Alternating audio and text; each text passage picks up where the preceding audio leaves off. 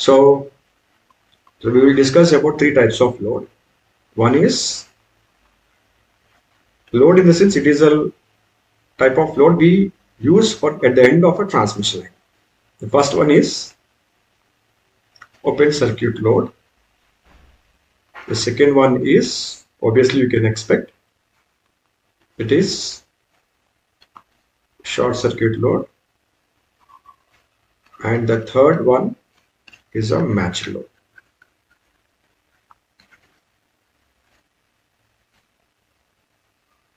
Open circuit, short circuit and match load.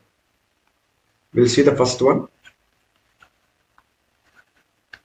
open circuited.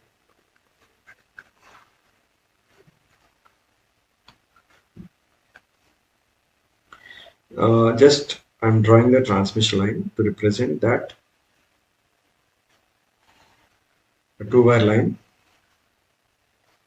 One end I have connected to the, I think you remember this is a source impedance and connected to the generator on one side.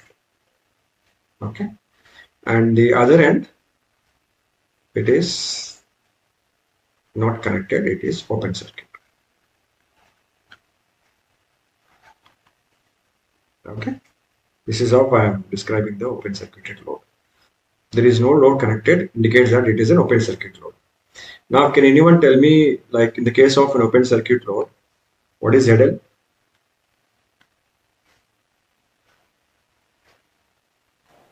Infinity. Exactly. Nice. ZL is infinity. So, if you can recollect the input impedance formula, please check the input impedance formula for a lossless transmission line. We did it yesterday.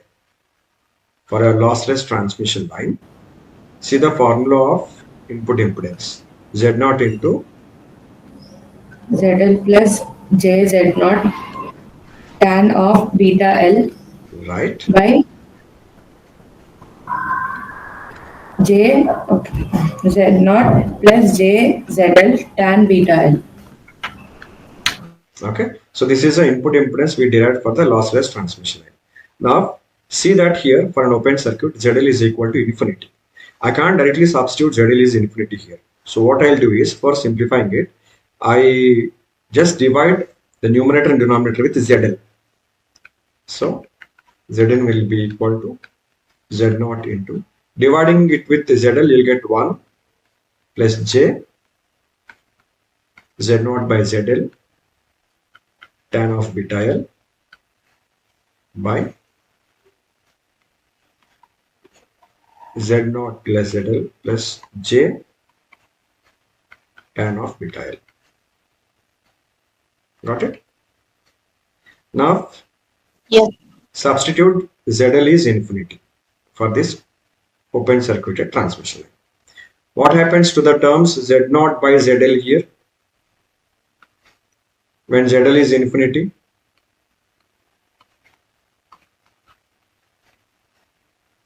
when ZL is infinity, Zero. yeah, it tends to 0. So Z0 by ZL will tend to 0. Okay, so therefore rewriting that, Zn is equal to Z0 times. So this part has become 0, this part has become 0. So it is 1 by J tan of beta L.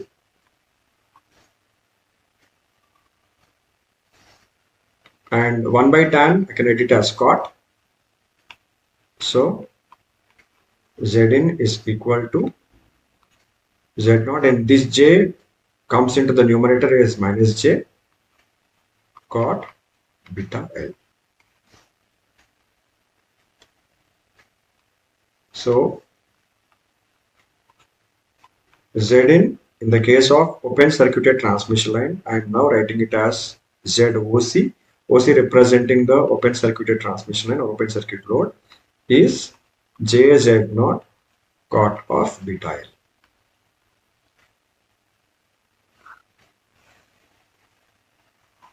We have to understand this in a graphical way.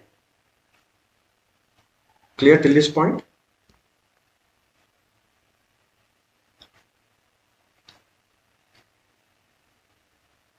Yes, sir. Yes. Yes, sir.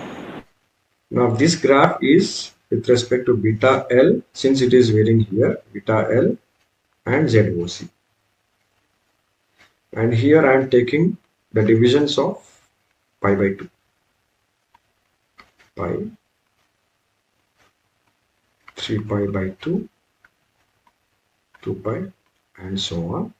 Now you have to tell me that cot beta L is understood as cos of beta L by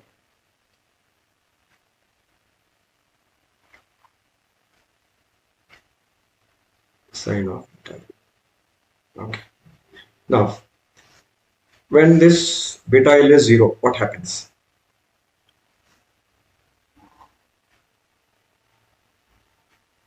Tell me, when beta L is 0, because I am showing the scale beta L is the minimum value is 0. So what happens to this cot beta L when beta L is 0? Infinity. Infinity, right? Right. And just I want to mark.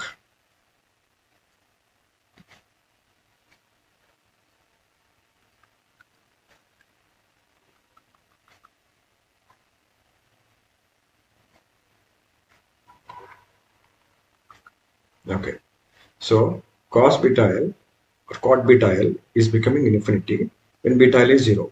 Can you see a minus sign also here? Can you see that? Yes, sir. Yeah, that means it leads to minus infinity. Okay, so minus infinity, I'm representing that just here. Can you see at the bottom that I'm drawing a small line? Yes, I'll continue it. Now tell me what happens when beta L is pi by 2. Tell me. 0. 0. That means the value at pi by 2 is 0. That means slowly varying beta L from 0 to pi by 2, the value of this Z0 C is coming from minus infinity. Gradually it touches at 0. Next, can you please tell me when beta L is pi?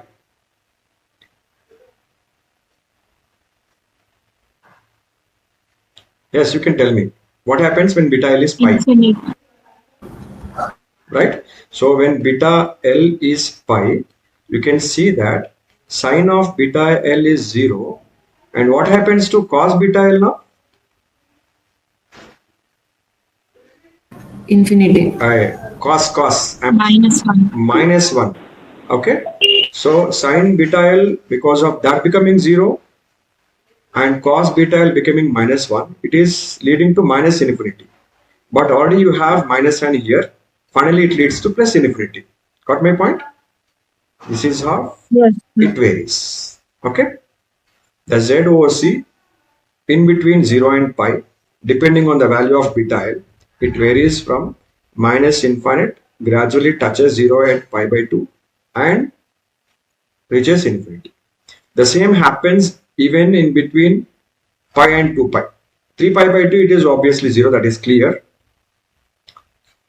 Okay, and now tell me now, it is in between pi and 3 pi by 2. Pi and 3 pi by 2, which quadrant? 0, pi by 2, pi. This is 3 pi by 2 and this is again 2 pi. Pi and 3 pi by 2, which quadrant?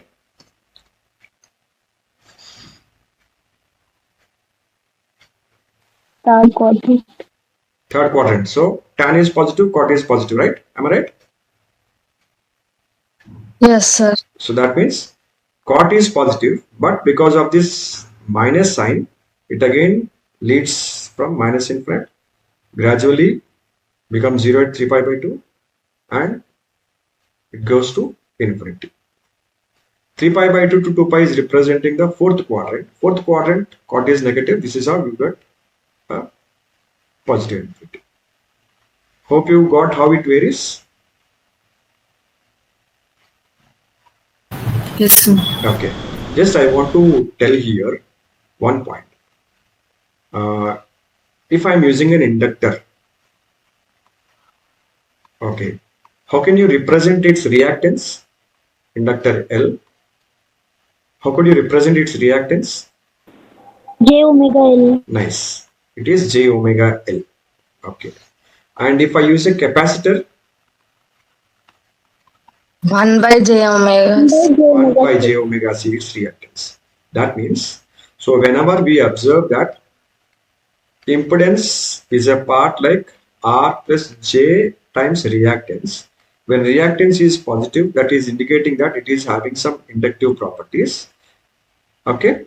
And this is understood as minus J by omega C, representing that when X is negative, that represents the capacitive properties. So just I am writing here, when inductance is positive, it is representing the inductive properties. When this reactance X is negative, it is representing capacitive properties. Okay. Why I am mentioning this here is ZOC is positive and negative. Can you see that? It is positive. It is oscillating between positive and negative values. Okay. So when it is positive, it is showing that inductive properties, whereas when it is negative, it is showing the capacitive properties. Capacitor properties. The load, when the load is infinity, that is open circuit, we observe that the input impedance ZOC of a lossless transmission line is showing both the properties, just like a tank circuit. Do you remember tank circuit? Where Yes, sir. Yes, sir. it can be a series combination of a L and C, or it can be a parallel combination of L and C. We call it as a tank circuit. So we observe these properties of a tank circuit at the input impedance of a transmission line when the ZL is infinite, that is indicating open circuited load. Okay. Shall I go for the second one? Yes, sir. Second one is a short circuited load. You can draw it, I hope. You can draw it. Just take a two-wire line of a transmission line.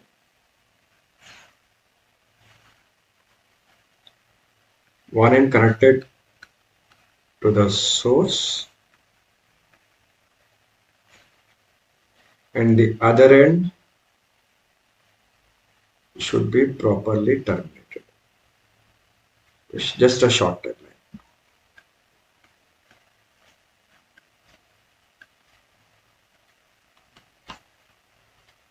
Now in this case of short circuit, what is ZL? Anyone? 0.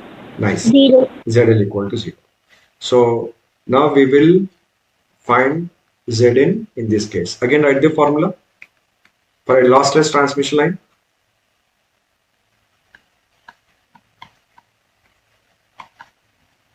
Already we wrote just now, rewriting it again.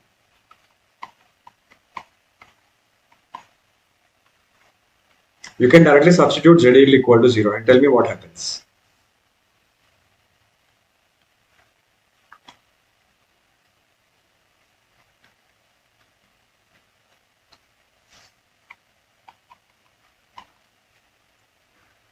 Tell me what happens when ZL is 0.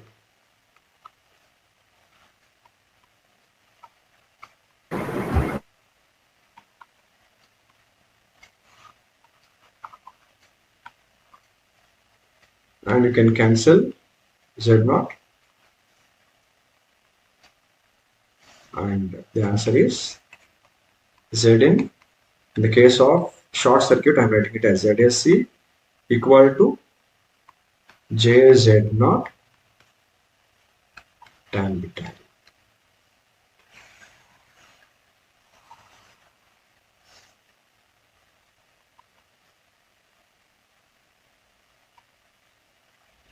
Okay. Till this point, it is clear. Yes, sir. Okay. Now let's see the graph again.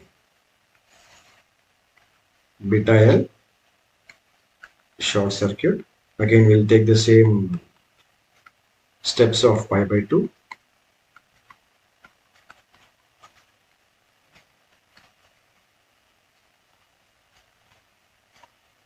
Yeah, now tan of beta L means it is sine of beta L by cos of beta L.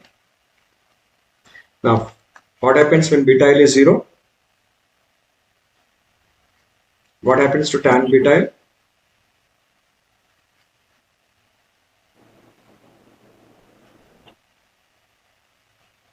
Beta L is 0. What happens to tan beta L? 0. 0.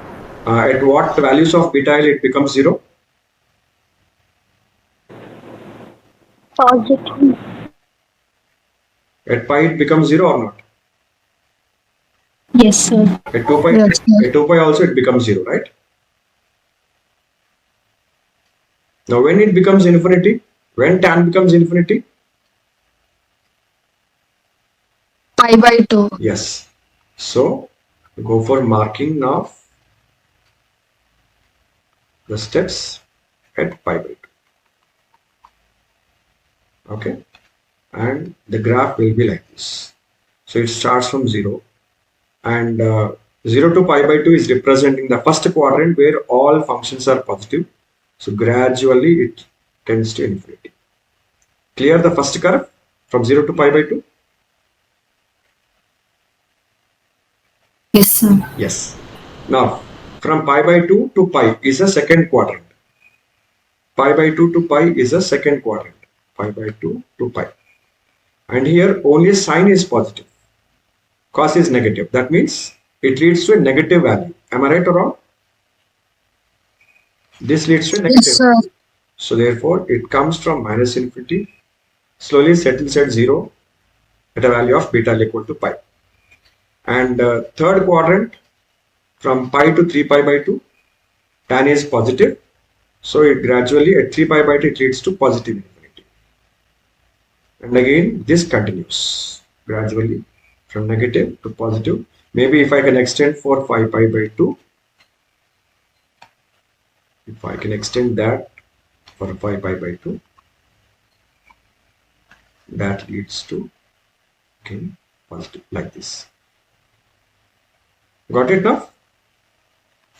So just like the earlier case, positive representing the inductive properties, negative representing the capacitive properties. So in this case of short circuited load also, ZSC is representing both the capacitive and inductive properties depending on the value of beta L. Clear? Yes, sir. And the third one, the last one is very easy, which is matched load. Matched load condition I have already discussed earlier, but I'll recall it again. We call it as a matched load when ZL is equal to Z0. Can you please calculate Zin in this case for a lossless transmission?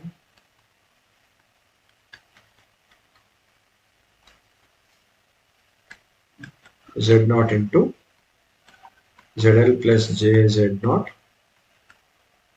tan of beta L by Z0 plus JZL tan of beta L. Now what happens when ZL is equal to Z0? What happens to Zin in this case? Z0. Z0.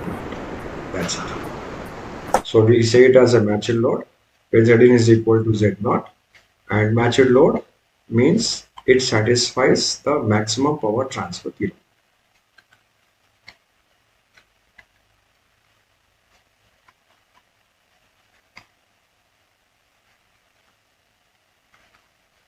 So when it satisfies, and this condition satisfies maximum power transfer theorem, just I have a question. What happens to gamma? What happens to gamma? 0. 0. Right. Gamma 0 means no reflection. No reflection. Okay. No reflections. And the maximum power is delivered to the load.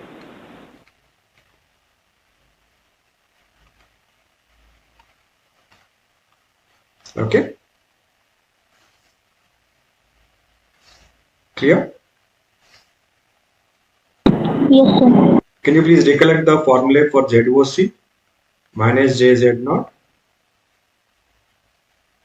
cot beta L, and short circuit JZ0 tan beta L.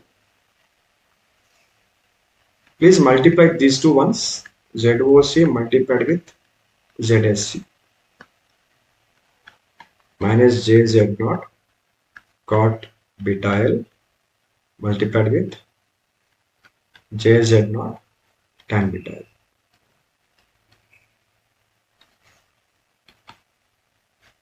Answer?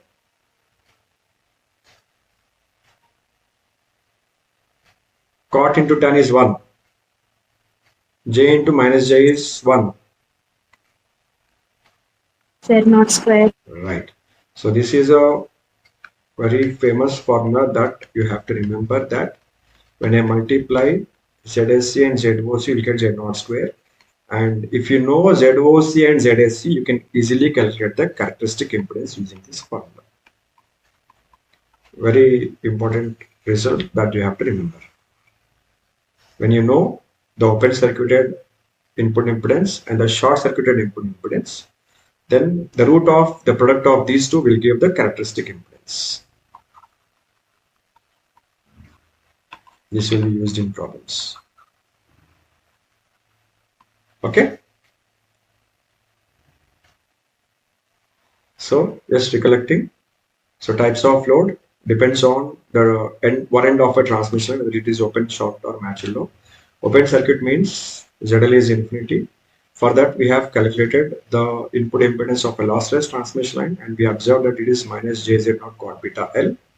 We also observed that with respect to beta L varying from 0 to 2 pi, this ZOC is representing both inductive and capacitive properties based on its sign, plus or minus. Similarly, for a short circuited load, ZL is equal to 0. We also calculate the input impedance of the short circuit transmission line. You got JZ0 tan beta L. We have also plotted it with respect to beta L. Here also you observe both inductive and capacitive properties for a input impedance in the short circuit case also. And the last one is a matched load, that is obtained when ZL is equal to Z0. For a lossless transmission line, we got a conclusion that Zn is equal to Z0, and therefore the maximum power transfer theorem gets satisfied. So no reflections, so maximum power is delivered to the load. And finally, just recollecting the formula of open circuit and short circuit, we try to multiply them, and you have got it is Z0 square. So therefore there is a well-known formula that when you apply the root for the product of ZOC and ZSC, you can easily calculate the characteristic impedance.